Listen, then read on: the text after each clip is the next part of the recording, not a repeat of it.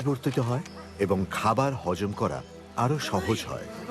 মাংস আমাদের খাবারের গুরুত্বপূর্ণ অংশ হয়ে ওঠে, যা এর পরে আমাদের জৈবিক ও আচরণগত বিবর্তনে একটা ভূমিকা নেয়। রান্নার উদ্ভাবন হয়।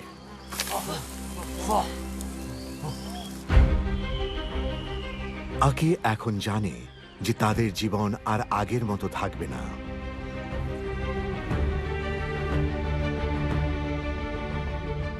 ৮ লক্ষ বছর আগে পৃথিবীর কক্ষপথের রদবদলের কারণে পৃথিবীতে আবার তুষার যুগ শুরু হয়। সমুদ্র স্তর অনেকটা নেমে যায়।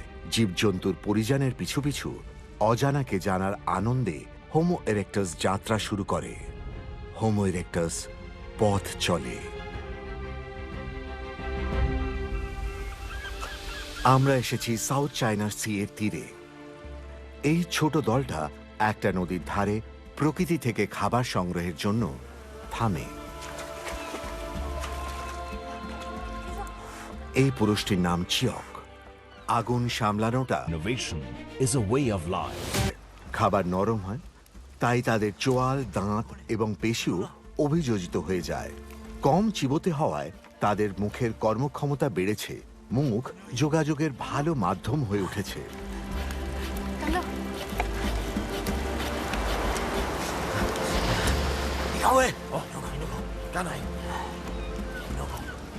চনে জীবনকে ভালোবাসে, কিন্তু সে জানে না যে শিগগির সে এমন এক মানসিক আঘাত পাবে যা আগেও মানুষ পেয়েছে। এটা তাদের এবং তাদের বংশধরদের দৈনন্দিন জীবনকে বিপর্যস্ত করবে। ঝিনুক থেকে প্রমাণ মেলে যে সেই ইরেক্টাসদের সময় থেকেই মানুষরা শুধুমাত্র আনন্দের জন্য কিছু কিছু কাজ করত।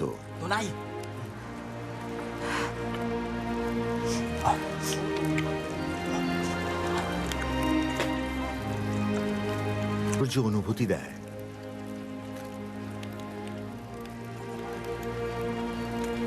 একটা রেখা, একটা পথের মতো। দেখে তার ভালো লাগে। এটা যেন রেখাচিত্র, প্রথম চিত্রকলা। সৌন্দর্যের ধারণার সৃষ্টি হয়। আর আগে হাত দিয়ে জিনিসপত্র দেখায়। আমাদের হাতও অনেক সময় শব্দ, এমনকি মনের ভাবও বোঝাতে পারে।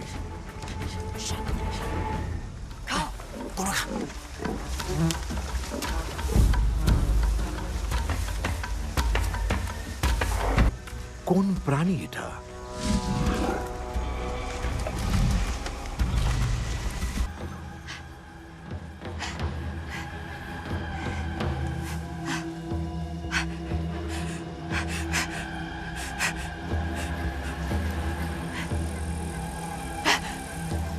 যে তার জীবন তার চারপাশের উদ্ভিদ ও প্রাণীর ওপরে নির্ভর করে।